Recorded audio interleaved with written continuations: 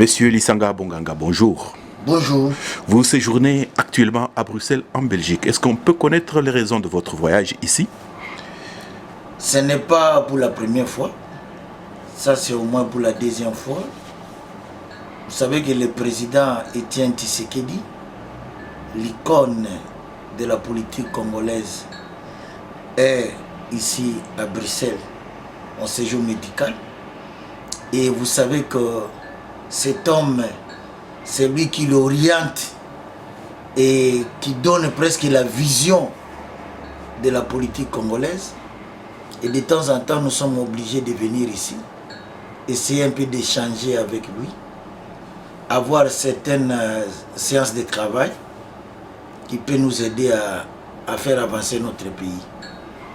En notre qualité de coordonnateur du Front du Peuple, le Front du Peuple, c'était un regroupement des alliés du président Étienne Tshisekedi. Et le président a signé le 14 février 2015 une feuille de route. Feuille de route, la sortie des crises en République démocratique du Congo. Et dans cette feuille de route, il est écrit clairement que nous devons prôner le dialogue. Mais ce n'est pas n'importe quel dialogue. C'est le dialogue sous la médiation internationale. Aujourd'hui, le temps a fini par donner raison au président Étienne Tshisekedi. Les gens qui ne comprenaient pas pourquoi il avait prôné le dialogue sous la médiation internationale, aujourd'hui, le temps lui donne totalement raison. C'est comme ça que nous l'appelons les grands visionnaires. Nous sommes venus rencontrer les grands visionnaires, mais cela n'empêche pas que nous puissions aussi avoir le temps comme d'habitude, un point de presse, 2 points de presse avant de rentrer. Parce que nous parlons de la RDC, nous parlons Congo, il y a des Congolais et des Congolaises ici. Il est normal qu'on ne puisse pas venir comme si on est venu en espionnage. Mais nous venons pour les Congolais, donc nous avons contacté nos amis, personnellement notre ami de la presse, Cheikh Fouta, pour que Cheikh Fouta puisse nous aider à avoir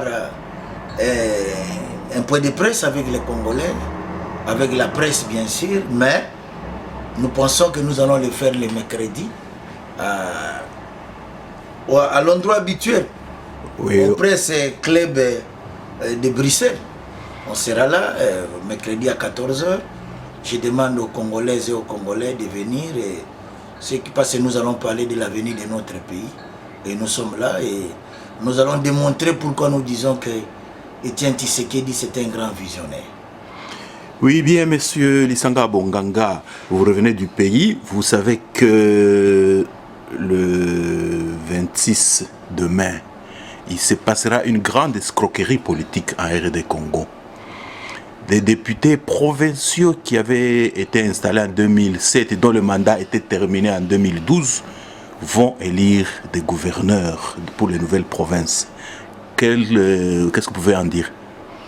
Nous sommes très préoccupés par la feuille de route du président Étienne Tshisekedi, la feuille de route du grand visionnaire. Aujourd'hui, le combat pour nous, c'est le dialogue sous la médiation internationale.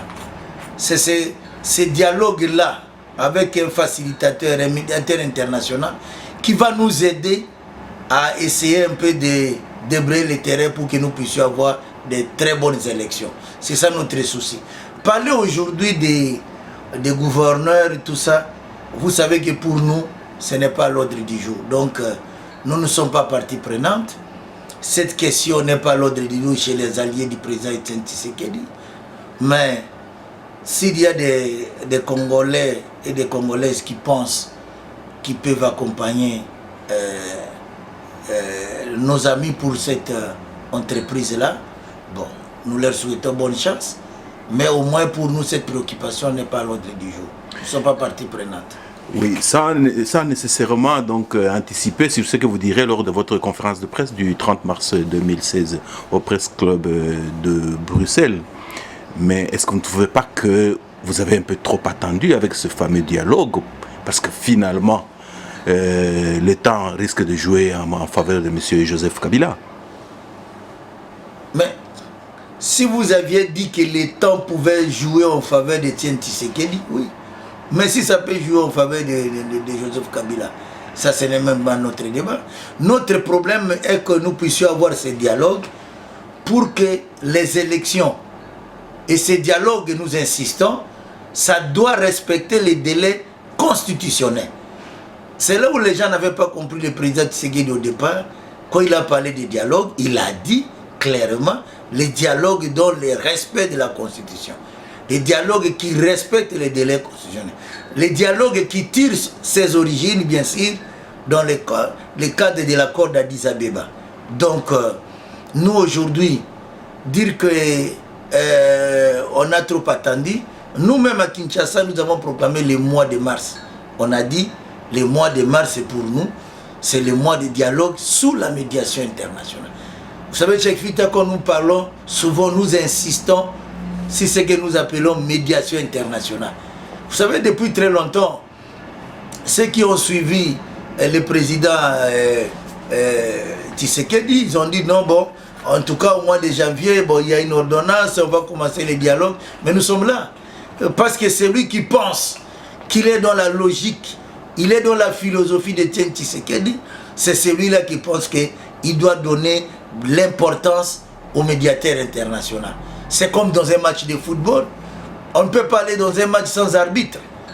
Alors s'il y a des gens qui pensent qu'ils peuvent aller jouer sans arbitre, alors là, c'est du jamais vu. Raison pour laquelle nous continuons à soutenir le président Etienne Tshisekedi dans cette vision, parce que nous voulons que nous puissions avoir des élections crédibles dans ce pays.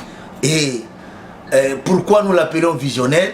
Nous n'allons pas tout terminer aujourd'hui. Nous demandons à nos frères congolais, à nos sœurs congolaises de venir le mercredi à 14h à l'endroit habituel, c'est-à-dire Presse Club de Bruxelles, du côté Schumann. Vous-même vous connaissez les numéros. Ça nous permettra de suivre aussi ce que pensent d'autres Congolais et Congolaises. Mais nous allons donner notre vision, qui est la vision de la feuille de route du président Etienne Tshisekedi. Et bien sûr, nous ne sommes pas là pour dire que nous avons totalement raison, mais ceux qui ont des idées peuvent toujours venir et on va en débattre. Mais nous pensons que jusqu'à présent, la feuille de route du président Etienne Tshisekedi a beaucoup d'importance et a sa valeur. Une toute dernière question. Vous allez attendre jusqu'à quand? Parce que pour dialoguer, il faut être à deux. Si l'autre partie ne bouge toujours pas, il n'y a pas une date limite où vous pouvez passer à autre chose.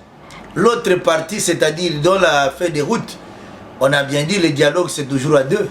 Oui. Il y a le pouvoir et ses alliés, oui, c'est-à-dire le président Kabila et ses alliés, oui, et de l'autre le président Tshisekedi et ses alliés.